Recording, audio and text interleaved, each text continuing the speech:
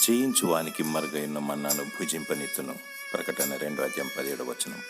నీకున్న విశ్వాసమును గట్టిగా పట్టుకొని నీతి క్రియలను జరిగించుచు నిందారహితంగా జీవిస్తూ మనుషుల దయలో దేవుని దయలో వర్ధిల్లాలి. వాక్యానుసారంగా జీవిస్తూ నియమం ప్రకారంగా పోరాడాలి. ఏది ఏమైనా జీవ పునరుత్థాన బలమును పొందుకొని లోకములు ప్రత్యేకింపబడి ఉత్తమమైన దాన్ని కోరుకొని ప్రతినిత్యము ప్రభువైన యేసుక్రీస్తు పాదాల చెంత వర్ధిల్లుతూ ఉండాలి. దీపముండగానే నీ ఇంటిని సరి చేసుకోవాలి. నీ ఆత్మను కాపాడుకోవాలి. నశించుచున్న వారిని రక్షించాలి. పాపానికి చోటియ్యక పరిశుద్ధతను విడిచిపెట్టక కలంకమైనను మచ్చైనను డాగైనను లేక పరిశుద్ధమైన నీతి క్రియలతో కూడిన తెల్లని వస్త్రములను ధరించుకొని ఎత్తబడుటకు వధువు గుంపులో చేరాలి.